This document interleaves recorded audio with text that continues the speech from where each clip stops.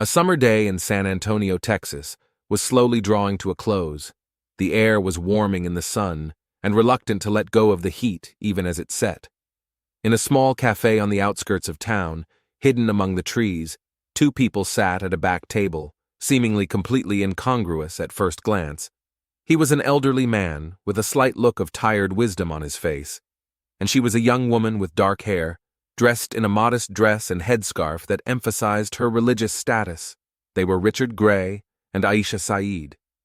Richard leaned back, looking at her with a warm smile, while Aisha nervously twirled the silver medallion hanging from a thin chain around her neck.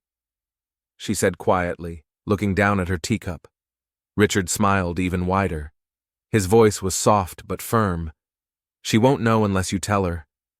"I don't want to lie," Aisha whispered, feeling the pressure building inside her. "But otherwise I just won't be understood. You know I love you, but our worlds are so different." Richard took her hand, gently squeezing her fingers.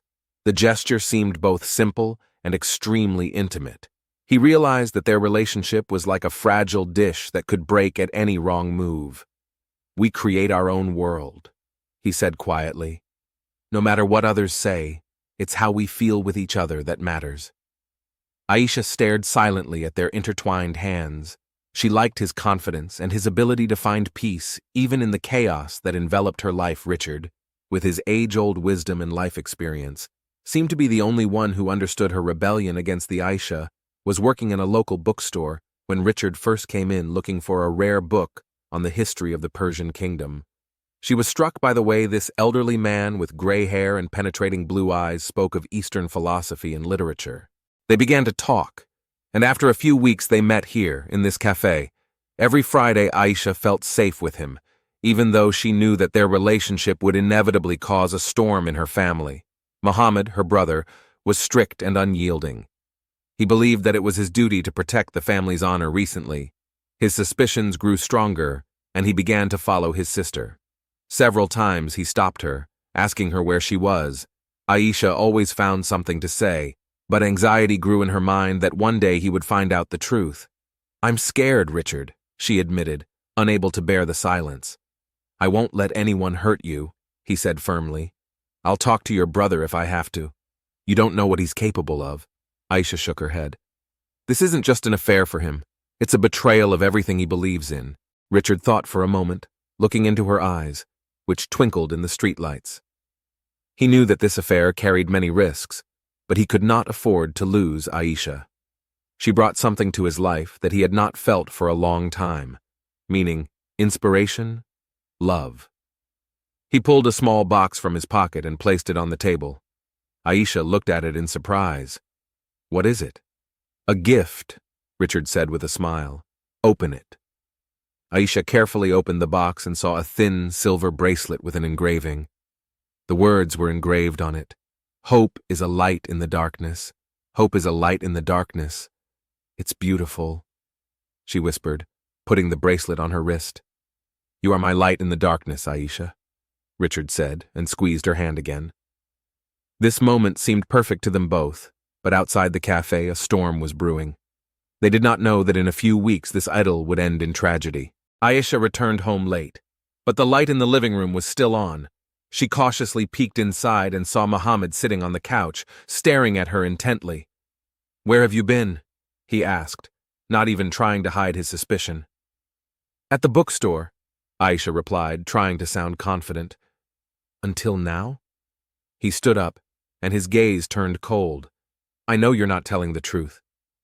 Aisha felt her heart start to beat faster. She knew it was only a matter of time before he found out the truth. "It's none of your business, Muhammad," she replied, sharper than she meant to be. He stepped closer.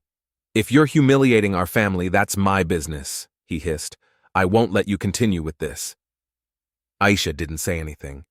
She just left the room in silence, but she knew the conflict was only just beginning. Fear and tension grew.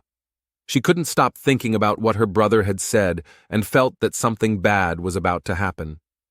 Nevertheless, they continued to meet, hiding from everyone. The romance that had once been a source of joy was gradually turning into a dangerous dance on the brink of the abyss. Their last evening in a cafe ended with Richard taking her hand and saying, "We have to be together, Aisha. I don't want to hide anymore." She nodded, not knowing that their story together would soon be cut short. This romance had no future, and they knew it. But none of them realized that there would be no future at all. In the Saeed family home, everything had to be under control. In the mornings, the mother, Fatima, would wake up before dawn to prepare breakfast and make sure the children fulfilled all their chores. Muhammad, the eldest son, followed all the rules with unwavering seriousness. However, the atmosphere in the house began to change from the day he suspected that his sister Aisha was hiding something. Muhammad considered himself responsible for the well-being and honor of the family. Brought up in strict traditions, he believed that the slightest manifestation of disobedience or violation of norms was a disgrace not only for the individual, but for the whole family. And now his sister, who had always been obedient and modest, began to behave differently. Her frequent delays, avoidance of conversation, and hidden glances aroused his deep suspicion. One evening, when Aisha returned home later than usual, he decided it was time to find out the truth. "Aisha," he called to her as she entered the room. His voice was quiet, but there was tension in it. "We need to talk." Aisha stopped in the hallway, feeling a cold fear rise from her chest to her throat. "What do you want to talk about?" She tried to keep her voice calm. Muhammad looked at her as if he could see through all her secrets. "About what you've been doing lately. About spending time with this man." She clenched her fists, trying to hold back her fear and anger. "It's none of your business, Muhammad," she replied, but her voice trembled treacherously. "It is my business because you belong to this family, and every action you take affects us all." His voice rose, and there was something dangerous in his eyes. Aisha felt anger growing inside her. "I'm embarrassing us? You're the one who won't let me live my life. I love Richard, and it's none of your business." The words came out like a bolt from the blue. Muhammad looked at her in horror, as if she had just betrayed everything he believed in. "This man is a Christian. He is older than our father." Muhammad could barely contain his anger. Aisha felt herself losing control of the situation, but it was too late. She was not going to back down. "Yes, I do understand, and I'm not going to live by your rules, Muhammad." Fatima walked into the room after hearing their argument. Her face was full of anxiety. "What's going on here?" "Ask your daughter," Muhammad replied bitterly. "She is having an affair with a Christian." Fatima froze in place, as if she could not believe what she was hearing. Her eyes darted around, looking for some explanation, but Aisha remained silent, her lips pursed. "Is it true?" her mother asked quietly. "Yes," Aisha replied, looking her straight in the eye. Fatima covered her face with her hands, as if trying to hide from this horror. Muhammad turned and left the room, slamming the door so hard that the windows in the house shook. That night, Aisha couldn't sleep for a long time. Her mind wandered to memories of Richard, and at the same time, she was haunted by fear of her brother. She knew that the conflict would not end there. Muhammad would not ignore the situation. The next morning, he disappeared. No one knew where he went, but Aisha felt that it had to do with her. She couldn't shake the thought that he was trying to find a way to break off her relationship with Richard. A few days later, Aisha met Richard again at a cafe. She looked tired and worried, and he noticed it immediately. "What's wrong?" he asked, taking her hand. "My brother found out about us," she answered quietly. Richard sighed but tried to look calm. "We can handle this, Aisha. We just have to be careful." Aisha nodded, but her eyes remained full of anxiety. The next day, Muhammad came home again. He was reserved and silent, but his eyes were burning with determination. He approached his mother and said quietly, "This has to end." Fatima just nodded. She too believed that this relationship was a threat to their family. "I'll talk to her," said his mother. But Muhammad knew that would not be enough. He decided to act decisively.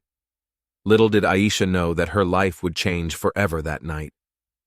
She sat by the window, looking at the starry sky, and thought about Richard. She thought they could run away from it all and start a new life somewhere far away, where no one could find them.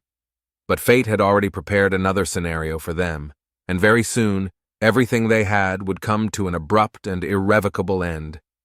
Night descended on San Antonio, flooding the streets with silence, broken only by the distant whirring of neon signs and the rustling of leaves in the light wind. In this same city, under the cover of darkness, life-changing events were making their way to change the lives of several people forever. Aisha stood by the mirror in her room, carefully examining the bracelet Richard had given her.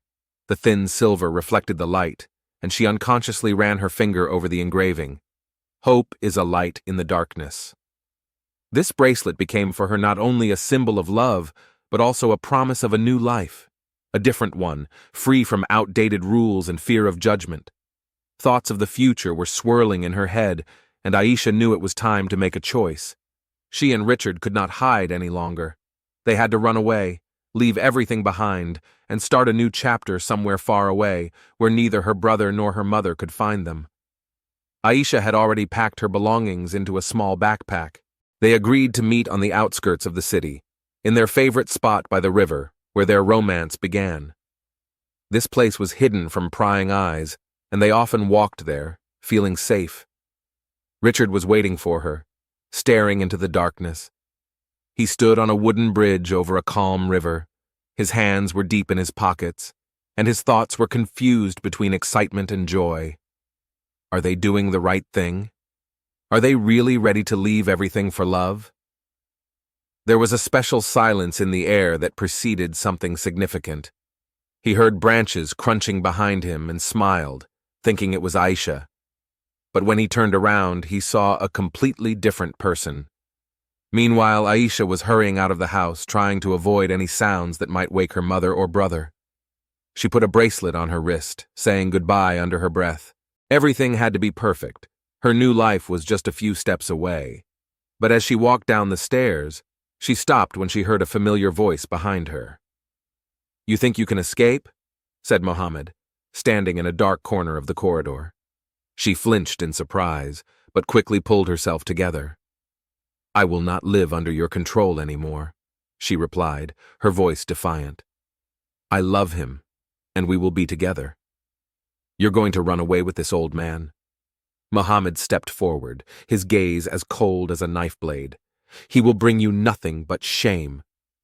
"Shame is that you think you have the right to control my life," Aisha replied. Her voice was no longer trembling. She was ready to go all the way.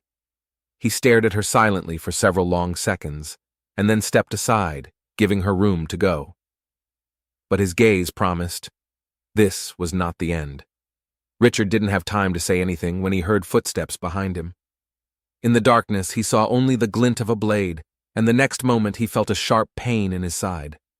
The blows were quick and merciless. He staggered, losing his balance, and fell to the wooden floor. A warm stream of blood slowly spread under him. The attacker left the body on the bridge and quickly disappeared into the darkness. Only the night was left to witness this brutal crime. Aisha ran to the meeting point, feeling her heart beating out of her chest.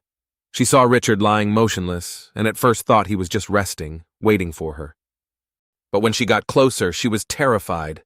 The blood on his clothes glistened in the moonlight, and Aisha realized that something terrible had happened. "Richard! No!" she screamed, kneeling down next to him. Her hands trembled as she touched his face, trying to find some sign of life. But it was too late. He was no longer breathing. Tears streamed down her cheeks, and she felt the world crumble beneath her feet. Everything they had fought for was gone in an instant. She was sitting next to his body when she heard the sound of a siren in the distance. Someone had probably already called the police. Aisha did not know what to do. Her hands were covered in blood, and the locket slipped from her neck, falling to the ground next to Richard's body. All she could do was wait. The patrol car stopped at the crime scene, and the sound of a door opening broke the silence of San Antonio at night. Red and blue lights flashed on the bridge by the river, reflecting in the dark water. Detective Jonathan Wilson stood aside, assessing the situation. His tired eyes slid over the body on the wooden deck and the young woman sitting next to it. Aisha Saeed looked distraught, her hands shaking and her eyes red with tears. She did not resist when the officers approached her, asked her to stand up, and took her aside. Male, approximately 70 years old, he muttered, stabbed. Multiple stab wounds to the side and chest. Jonathan looked at the young woman who was already being questioned by another officer. Her religious garb, stained with blood, suggested that this was more than a random attack. "What did she say?" the detective asked the young officer next to him. "She says he's her lover." The officer paused for a moment, as if he couldn't believe what he was hearing. She found him dead. Jonathan thought for a moment, processing the information. An elderly man, a Muslim woman, stabbing. It looked like more than just a robbery or a random murder. "Did you get her name?" he clarified. "Aisha Saeed. She says they were planning to run away together tonight." Jonathan looked back at the bridge. Something about this story didn't add up. If this was a lover's elopement, why did it end in murder? The medical examiner arrived an hour later. They picked up Richard's body and turned it over. Jonathan noticed something important. Richard's wrist was bare. "Was he wearing a bracelet?" he asked Aisha, who was sitting next to the officer, clutching her shoulders. "Yes. He always wore a silver bracelet with an inscription," she answered quietly, barely holding back tears. This detail immediately alerted the detective. The missing bracelet could be the key to the mystery. He made a note in his notebook to see if the bracelet was anywhere nearby, or if it could have been taken as a symbolic trophy. Meanwhile, other police officers searched the area. Next to the body, they found another important item, a medallion with an Arabic inscription that had been torn from Aisha's neck. Jonathan picked it up and looked at her. "Is this yours?" he asked. "Yes." She nodded. "It fell off when I was trying to help Richard." Jonathan knew there were more layers to this story than met the eye. He had seen many crimes in his career and felt there was something more to it. But what was it? At the police station, Aisha was taken to a small interrogation room.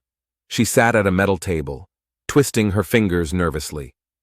Jonathan came in, put a water bottle in front of her, and sat down across from her. "I understand that this is a difficult time for you," he began calmly. "But we need to find out what happened. You said you were planning to run away from Mr. Gray?" Aisha nodded, clutching the bottle. "We knew my family wouldn't like it," she said. "Do you think your brother might have had something to do with this?" Jonathan asked, watching her reaction closely. "I don't know," she whispered, shaking her head. That was another important piece of the puzzle. Jonathan made a note to question Mohammed Saeed as soon as possible. The same day, the police arrived at the Saeed's house. Mohammed was at home and calmly met the police. He did not seem surprised to learn of Richard Gray's death. His face remained impenetrable, but Jonathan could see a slight tinge of satisfaction in his eyes. "Did you know about your sister's relationship with Mr. Gray?" Jonathan asked. "Yes, I did," Mohammed replied, not hiding his disdain. "And I warned her that it would not end well." "Where were you last night?" the detective asked. "My mother can confirm that." Jonathan did not believe him completely. He felt that Mohammed was hiding something, but he had no proof yet. When they searched the house, they found Richard's bracelet in Mohammed's room. "How do you explain Mr. Gray's bracelet being in your room?" Jonathan asked. "I don't know," Mohammed replied coldly. This fact made the detective even more wary. He knew he had to be careful. The situation was complicated not only by the different versions of events, but also by the religious and cultural conflicts between the participants. In the evening, Jonathan reviewed the evidence he had gathered and thought about the locket that had been found next to the body. A small detail could change everything. He knew that the clue was hidden in the little things, and now it was time to put them together. Detective Jonathan Wilson returned to the station with heavy thoughts. The evidence they had at the moment was confusing. Richard's bracelet found in Mohammed's room, Aisha's locket at the crime scene, and her confession to a relationship with the deceased. But the feeling that he was missing something kept nagging at him. The motives were obvious. The religious and cultural beliefs of the Saeed family could have caused the conflict and subsequently the murder. But there was no direct evidence that Mohammed was the killer. The bracelet could have been planted, and the locket could have fallen off by accident. as Aisha claimed. Jonathan realized that he needed more facts if he wanted to find the truth. Jonathan decided to question Fatima Saeed, Aisha and Mohammed's mother. The woman was calm, but there was fear in her eyes. She sat across from the detective in the small interrogation room, her hands folded in her lap. "Miss Saeed, did you know about your daughter's relationship with Richard Gray?" Jonathan asked, leaning forward slightly. Fatima looked at him, as if weighing how much truth to tell. "I found out a while ago," she answered in a quiet voice. "Aisha tried to hide it from us, but we guessed. Mohammed was furious. He believed that this man was a threat to our honor." "Did they have a serious fight?" Jonathan asked. "Yes," Fatima sighed. "They fought several times. But Mohammed only wanted to protect our family. He's not capable of such a terrible thing." Her voice trailed off, but she sounded desperate. Jonathan noticed that she was clenching her hands tighter, as if trying to hold herself back. "Did you have any suspicions that your son might be working against Richard in any way?" he asked her bluntly. Fatima shook her head, but her eyes looked away for a moment. It was a sign that she was hiding something. "I can't know that, detective," she replied. "But please, don't jump to conclusions." The next day, the detectives received a recording from a surveillance camera installed near the crime scene. The video shows several people appearing near the river late at night. First Richard, standing alone on the bridge, and then another figure in dark clothes. Jonathan watched the video carefully several times, trying to recognize the person. "It could be Mohammed," his colleague, Detective Harper, suggested as he watched the video, "but it's hard to make out a face." "Maybe," Jonathan replied, "but we can't base charges on speculation." The detective decided it was time to conduct additional searches of the Saeed's home. He needed to find something that could confirm or deny his suspicions. During the search of the house, they found an interesting object in Fatima's closet, a small knife with traces of blood. The knife was wrapped in a cloth and hidden between old clothes. Jonathan felt his heart speed up. "What is this?" Harper asked, pulling it out with care. "I think we just found the real murder weapon," Jonathan replied. Why was the knife hidden in the mother's belongings? Fatima was immediately detained for further questioning. Her face turned ashen when she saw that the detectives had found the knife. "It wasn't me!" she screamed, wringing her hands. "I didn't kill him!" "Then how did this knife end up in your house?" Jonathan insisted. Fatima remained silent, looking for a way out of the situation. Her desperation was obvious. After much pressure, she finally broke down. Her voice trembled as she began to speak. "It was Mohammed," she confessed. "He came home that night, covered in blood. He said he did it for our family, for our honor. He put the knife in my hands and asked me to hide it. I was afraid he would kill himself if the truth came out." Fatima's words became a real bomb for the investigation. Now they had both the murder weapon and a confession about Mohammed's involvement. But there was still one more question. Was it a planned revenge or a spontaneous crime in a fit of anger? Jonathan felt that the story was not yet complete. He was going to have one last interview with Mohammed to find out the truth. He knew that the little details that others had overlooked would help put everything in its place. Detective Jonathan Wilson sat in his office, trying to put all the details of the investigation together. Every clue, every piece of evidence seemed to be part of a complex puzzle. The bracelet planted in Mohammed's room, Aisha's locket left at the crime scene, and the knife found in the Saeed family home. But the main question remained: who was the real killer? Mohammed was the most obvious suspect. His motives were obvious: anger, humiliated honor, disagreement with his sister's choice. However, something in his behavior during the interrogations confused Jonathan. It seemed that Mohammed was confident in his impunity or knew something that he was keeping secret. The detective felt that he was close to the truth, but something important was still slipping away. Jonathan decided to conduct one last interrogation with Mohammed Saeed. They were sitting in an interrogation room illuminated by dim light. Mohammed remained calm, but his cold gaze was full of contempt. "Mohammed," Jonathan began, "I know that you hated Richard and saw him as a threat to your family. You believed he was an insult to your sister's honor and to your family." "I was protecting my family," Mohammed replied coldly. The detective nodded. writing down every word in his notebook. "And that's why you killed him?" Jonathan asked directly, watching for a reaction. Mohammed did not answer immediately. He looked down for a moment, as if considering his answer, and then looked up at the detective and said, "I did what I had to do. It was a confession, calm, cold, and ruthless." Jonathan paused before continuing. "Tell me how it happened," he said. Mohammed was silent for a few seconds, and then began to speak, as if these words were heavy on his heart. "I found out that they were planning to escape that night. Aisha told me to my face, despite my warnings. She was sure that love would justify her betrayal." He clenched his fists, and Jonathan saw the tension building in him with every word. "I knew I couldn't let them do it.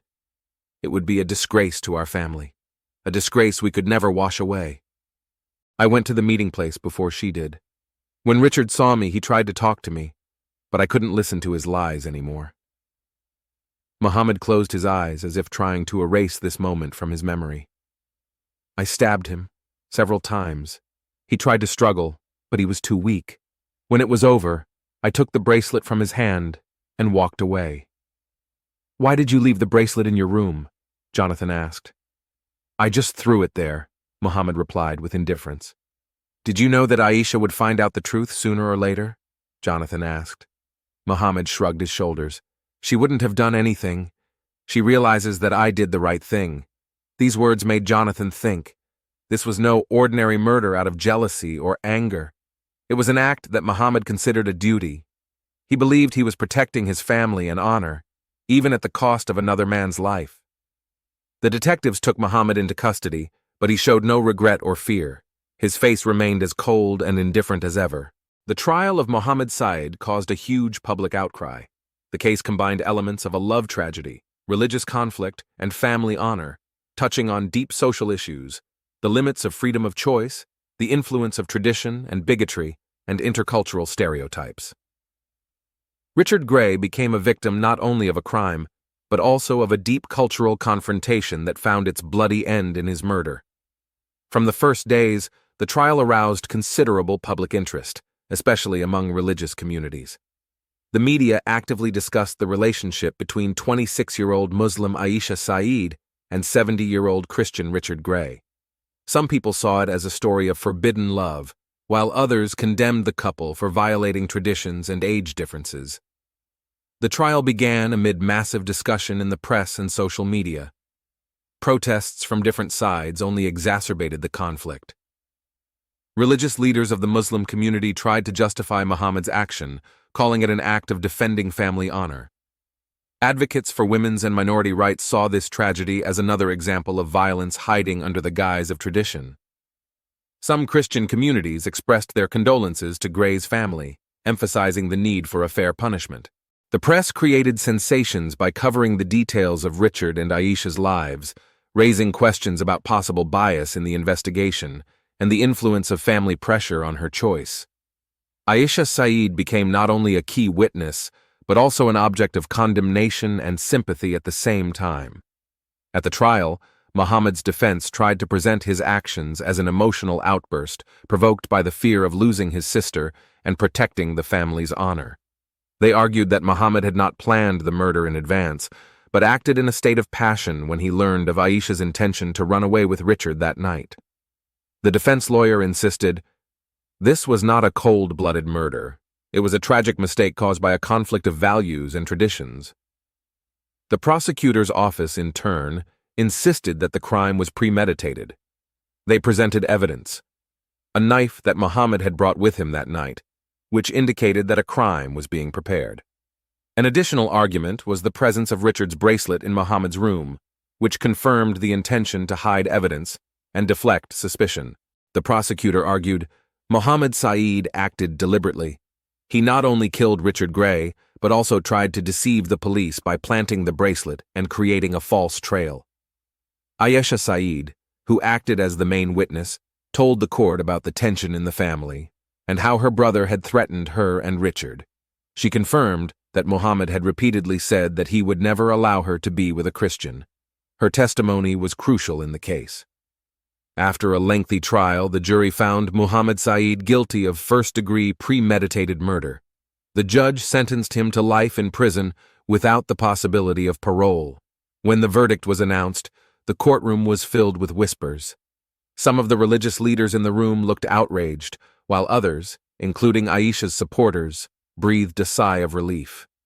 Mohammed remained steadfast. He sat with his head held high, showing neither pity nor fear. His last words before the court were simple: "I did what I had to do. I do not repent." Aisha Saeed left the city immediately after the trial. She could no longer live next to the family that had caused her so much pain. She had to start a new life in another city where no one knew about her past. Aisha decided to leave her religious community and choose a path where no one else could control her choices. "I lost everything I had, but I am alive, and this is a victory," she said in an interview after the trial. The public continued to discuss the case for a long time. For some, it was proof that blind adherence to tradition can lead to tragedy. Others saw it as an example of how destructive interreligious and intercultural relationships can be if they do not find support in the family and society. The case of Mohammed Saeed has become a symbol of the complex conflicts between tradition and personal choice, honor and love, religion and freedom. For many, it left open the question: can a crime be justified in the name of honor? And what limits should exist for family control over children's lives? Aisha moved on with her life, although the wounds of loss and betrayal will remain with her forever. She has become a symbol of the struggle for freedom of choice, the choice to love, to be yourself, and to reject imposed stereotypes. And Mohammed, sitting in prison, remained convinced that he had done the right thing. He did not regret his actions, even if the price for them was too high. For him, the loss of freedom was a lesser sacrifice than the loss of control over his family's honor. This case has forever left a mark on public memory, reminding us that sometimes the greatest tragedies happen where love meets hatred and tradition trumps humanity.